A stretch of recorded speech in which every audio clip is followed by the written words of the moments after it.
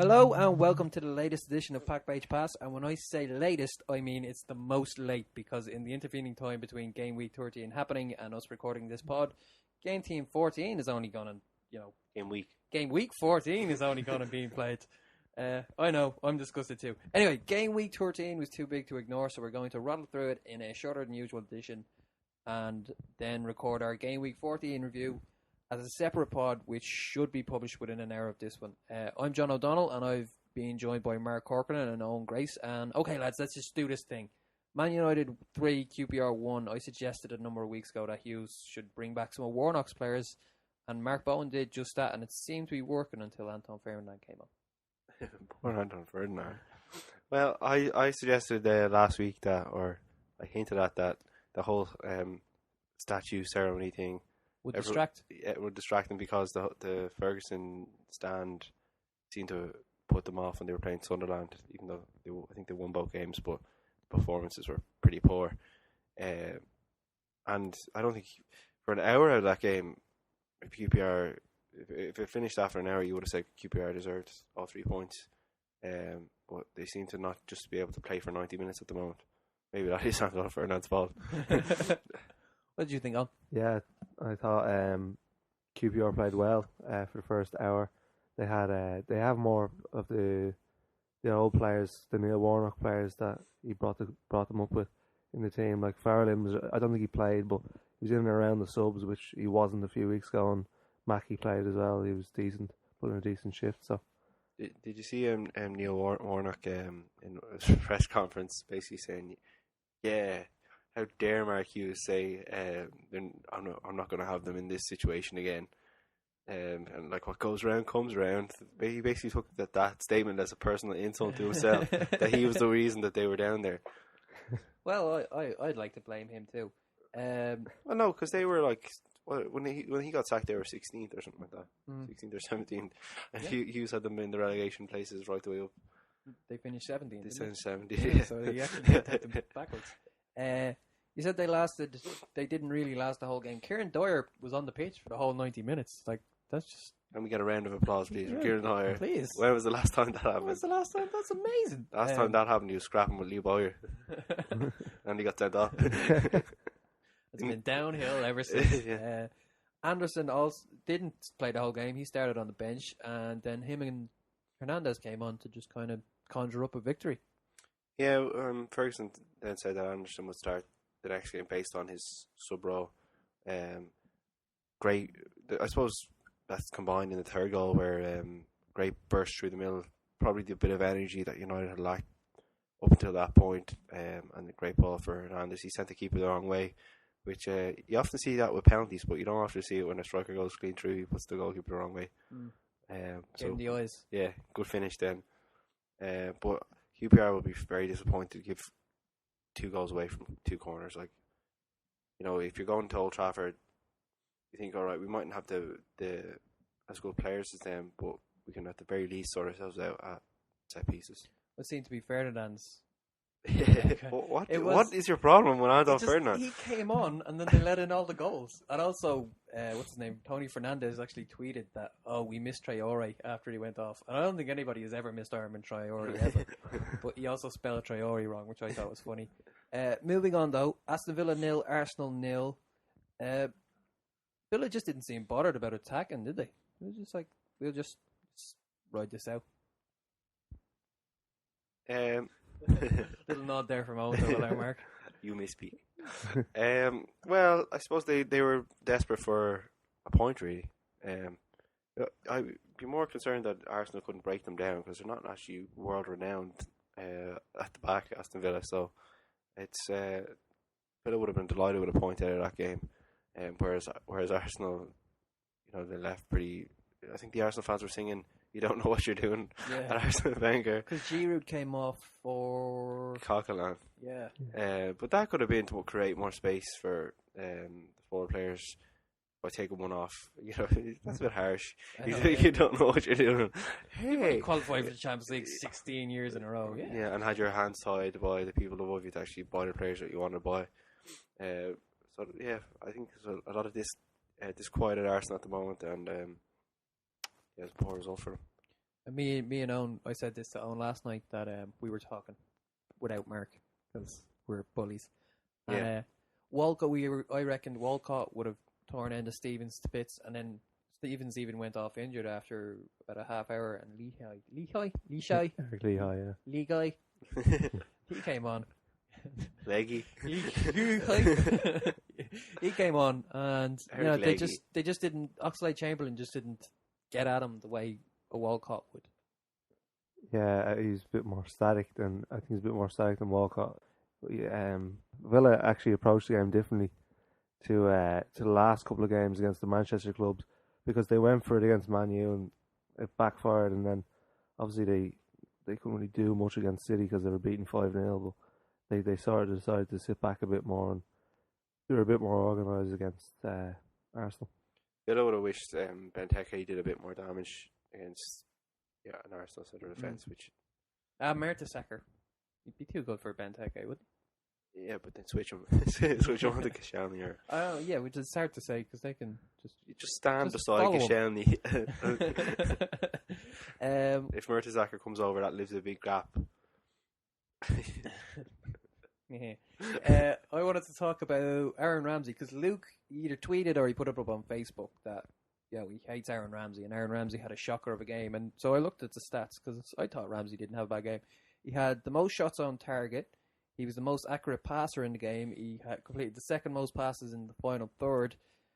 Created more chances than anybody else, and that's again on both teams. Why do Arsenal fans hate Aaron Ramsey?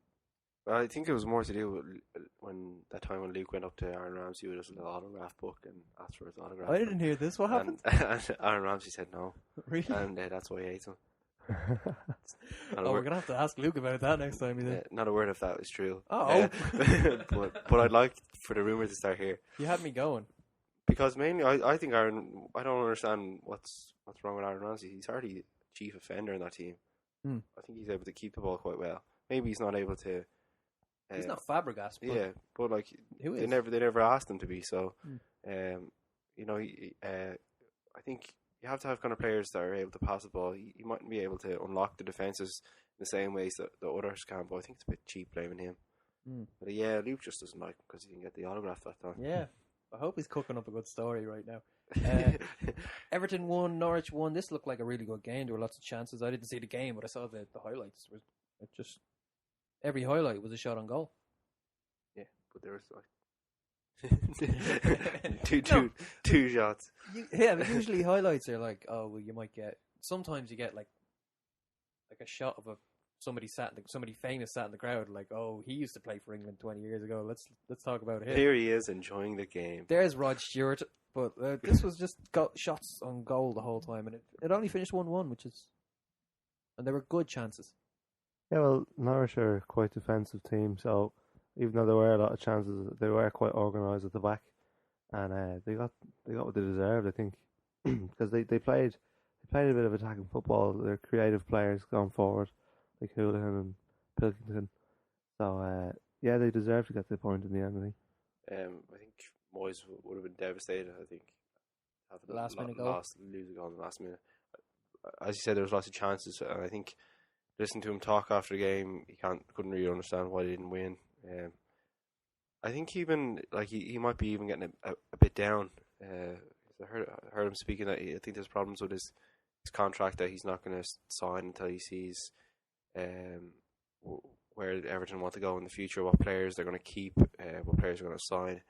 So smart money might be on him to be gone in the summer. Ooh. If not before the summer. Well, I'd never say smart money on this podcast because we tend to get everything wrong. Well, I don't bet on anything, so everything is smart money to me. Baines had a go at Jelavic at one point. Apparently, you just shouted at him for being in the wrong position. Is that frustration from Moyes? Is that spreading into the team? I think it's just maybe the pressure, because there's a lot of belief that this team can actually finish fourth. There's a good opportunity for them to finish fourth, and so when it's not happening at home to a team like Norwich, it's probably just getting at them. But again, like that, it's games like that you do have to win if you are going to finish fourth. So it's probably going to be a predictable finish with like a Spurs or an Arsenal in fourth place. And the next game I want to talk about is Stoke 1, Fulham 0. And all I have down as notes for this one is a quote from Martin Yole, which is where he said, "It is their style, and I admire their style. It's almost like a rugby team. I don't want to talk about the referee. I don't want to look for excuses." I think that sums up Stoke, doesn't it? Yeah. Well, why does he admire their style? I think he was kind of saying he doesn't really admire their Yeah, style. all right. Doesn't come across I in, think he was off lying a Word there. document. Well, as long as it gets results, like I don't, Tony Pulis won't care. He keeps picking up points. They've been in the league 4 seasons now. They played in Europe and they were struggling a few years ago down in the lower league. So as long as they keep getting points, Tony Pulis is going to stick at it. And again, what was it? Charlie Adams scored, I think, from a long ball in. So they'll keep going like that way. You know, another thing that really annoys me about Stoke, like More things. they're redeveloping or they're doing up their stadium a bit. Yeah. Filling in the corners so those people can't stand on the hill. I always like those people stand on the hill. But anyway, they're getting like 4,000 more seats. What's the point of that? Yeah, why even bother with 4,000? You may as well put like another tier on top of one of your stands. Get another 10,000 in. Well, I don't think another 10,000 people want to go watch Stoke, do they? Yeah, but 4,000 people, Jesus. Like you're going to close down your one end of your stadium for a part of the season just to fit in for another 4,000. Nah. Leave them standing on the hill. Yeah. People like standing on the hill where they can't see a corner of the ground. Let them have that. Yeah. That's what you call restricted view, by the way. Restricted view, is that a play? You know when you try and buy tickets at concerts and stadiums and there's a pole in your way? And the ticket to be cheaper? I didn't know that. In the Aviva and Anfield as well. I think the O2 music venue. So no, there isn't. Not the new one. Because it's all on. But Maybe the Old Point, probably. The Aviva definitely has it. The Anfield, I have tickets for restricted view in the Aston Villa match in a couple of weeks. As on the ticket. That'd be restricted helpful, actually, if anything. Main Play the way stand, I did it 'cause last there's weekend. massive poles in between the main stands. So yeah, it might be a bad thing. I don't see what's wrong with having Polish people in your way. Anyway, Wigan 3, Reading 2. Especially tall ones. They can't help it. Well, they're massive. They should lay off the steroids and other bodybuilding drugs. Not that all Polish people take those, just the particular Polish people who hold up the we're stand at inventing Anfield. Wigan 3, Reading 2. 5-goal thriller. Again, didn't see the match, but the highlights look really good. Dreadful goalkeeping mistake by Al Habsi. Oh man, was that bad? I stole your joke there, Mark. No, I wasn't. I set you up nicely, but again, it was inadvertent. Yeah, I don't know how to form sentences without saying "oh man." But Reading, I think, were ahead in that game twice. So I think I was leaning towards Wigan last week when we were doing the predictions, but really they had no right to win that game. Reading should have closed that out. They should need better defenders. Both teams do, yeah. Being hard on the bench, for Christ's sake. Bring him on. Did Pierce play? Pierce has been on the bench a lot. I think he's coming back from injury, isn't he? Yeah, I think Oh, he's is in that at the moment. Okay. A 6-goal thriller involving Sunderland, and they scored 2. It was Sunderland 2, West Brom 4. Everybody said the ref had a good game. I think he had a bit of a shocker. Shane Long's goal. That wasn't a goal. I think it was. Because you look at it again closely, you're supposed to have 2 hands on the ball. Or 1, maybe. 1. Or full control.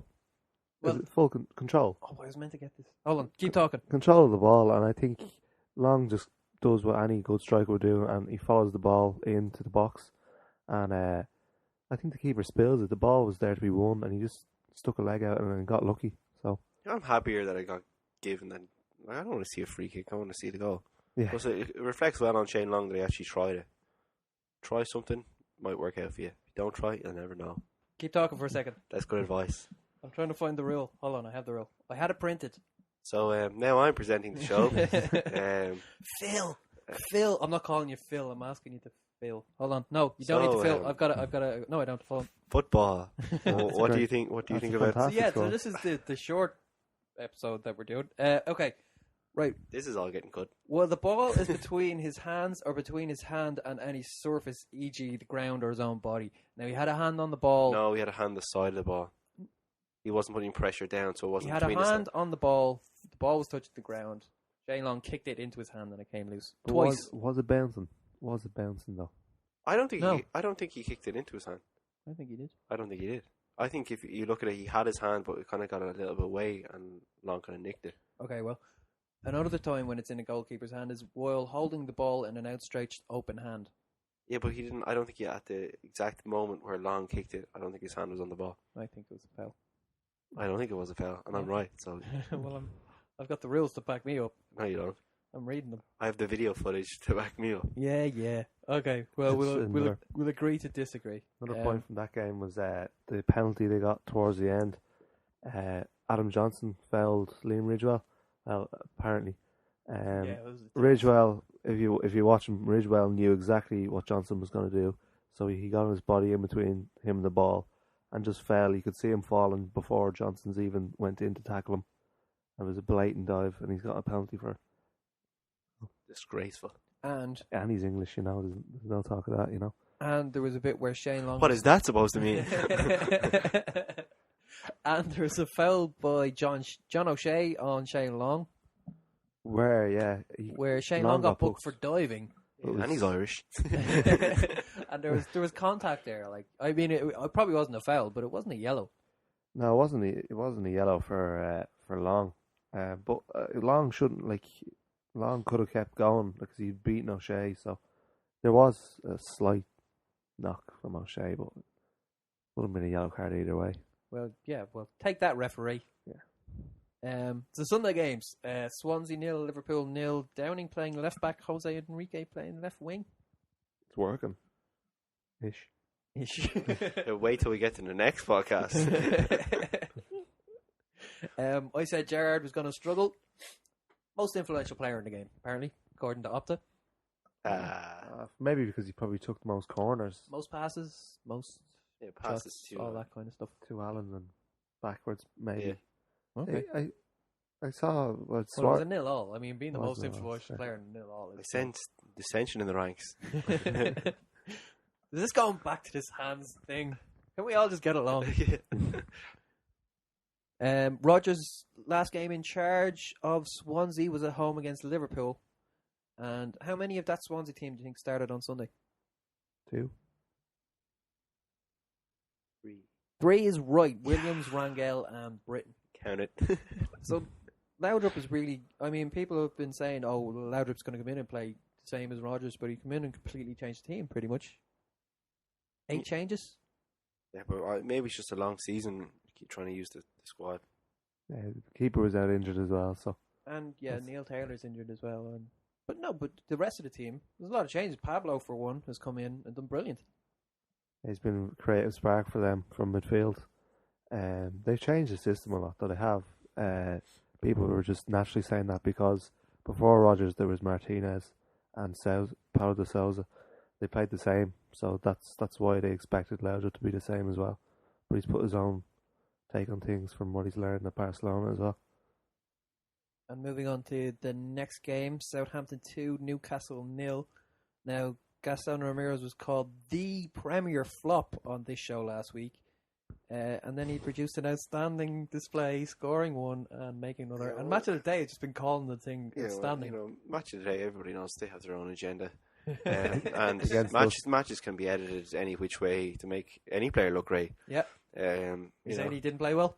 Well, I don't think I said that, John. I just said matches can be edited any which way to make any team or any player look great.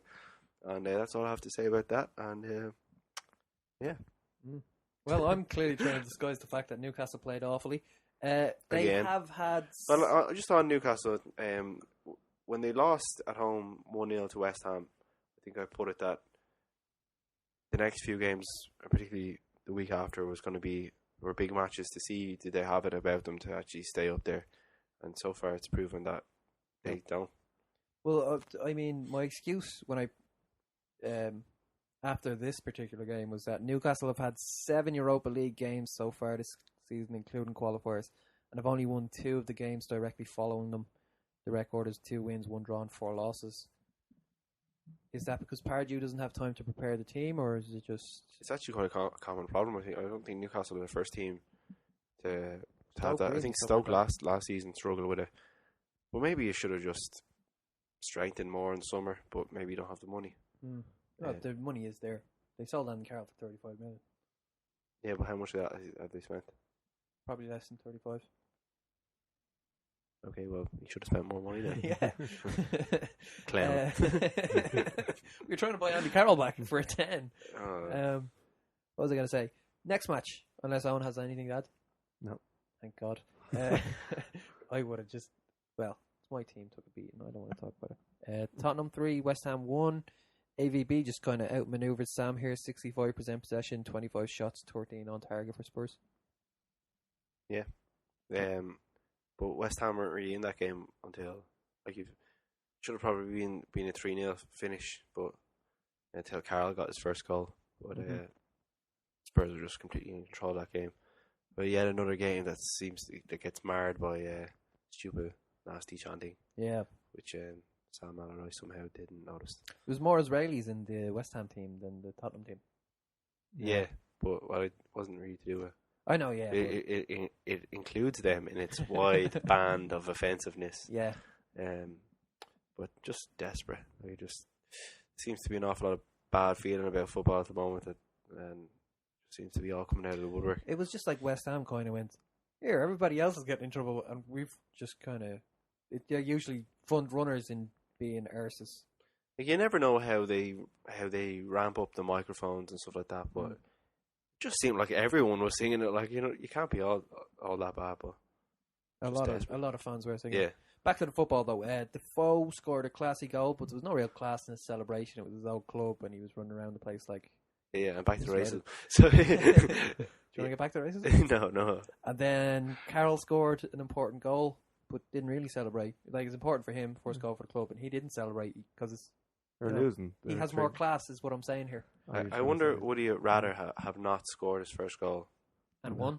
No, you know what I mean. Like, I'd rather lose 3-0 than score my first goal and think, all right, that was my first goal for West Ham, but we got hammered and lost. I'd rather have my first goal to be a winning goal. Yeah. Would you think like that? No.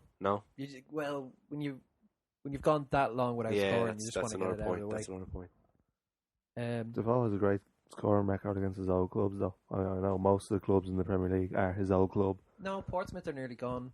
It's just really Spurs, isn't it? Spurs and West Ham. Oh, he plays for Spurs. Yeah, so shot myself in the foot there. Yeah, can't score against the team he's playing for. Well, he scored against West Ham and a couple. Has he scored an own goal this season? Don't think so. No, he hasn't. He's having a great season though. Yeah. I wonder what it is about. Maybe it's just Villas-Boas is kind of backing him, and that's what he needs. Is one of those confidence players. But he hasn't. Every other manager's always tried to put a front man up with him. Yeah, and it could be the first time. Maybe just this whole time he's just needed everybody to get out of his way. Yeah, just get out of my way. Just give me the ball. But yeah, he's having a great season, and it's good for Spurs. But I think they just need a bit of consistency now because they've had a couple of rough results. Obviously, the Arsenal game in the last couple of weeks. They need to get some kind of back-to-back wins. And moving back. That's physically not possible. No, you get 3 people. Definitely not 4. That's a square. That's a square. You don't need a square of results. It's the last thing you need. Get a little triangle. If you go around in circles, then. Well, this pod is shaping up nicely. Anyway, Chelsea 0, Man City 0. And Benitez, eh? I bet you none of the tabloids use that, eh? Yeah. See, that was that whole sound before the game. The whole boo sound was what summed up that match. Poor game. Where City just seemed to kind of, we'll take this. It's just way Chelsea on paper, a difficult game, so we'll take the 0-0 result. And Benitez probably just didn't want to lose his first match, so neither team really created anything of note. And it was a poor enough game. Yeah, boring Benitez team. What do you reckon? Well, it was his first game, so I doubt he had a huge impact on how they played. He picked the team all right, but he pretty much the same team as what Di Matteo had the week before. So, but he set them up differently with 4-4-1-1. Yeah, and they've been using Czech as a sweeper a bit more in the last week or so. For the fans to boo him already is absolutely ridiculous. Do Liverpool fans hate him now? No, they'll clap. They'll sing his name when he comes to Anfield. Would they do the old Rafa give us a wave? They might, yeah. Do you think he'll give them a wave? Because he said he ignores what the fans sing.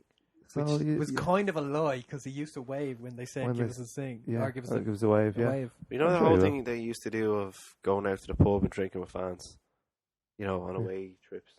Wouldn't advise them to do that. no, No. yeah, it wouldn't be. Stay in your hotel room. I wouldn't go out with John Terry. Anything could happen. Ugh. Still, a point against the title rival. That is a good result. Well, not when they're falling so far behind as they have. Well, a win is always better, but it's better than a loss, right?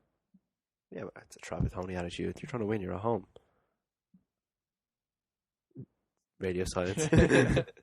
I have nothing. I've run out of notes.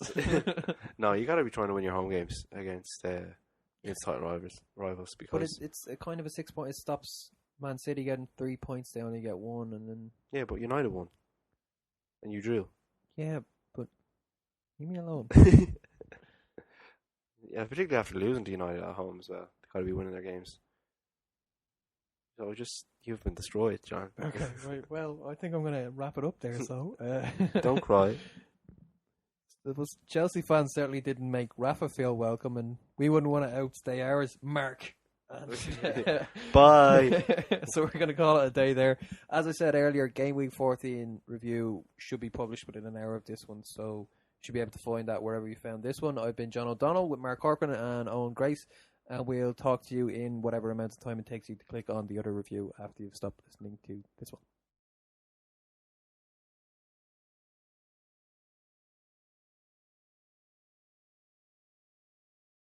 Okay. Right, I'm gonna whack you there. And when I say whack, I don't mean hit.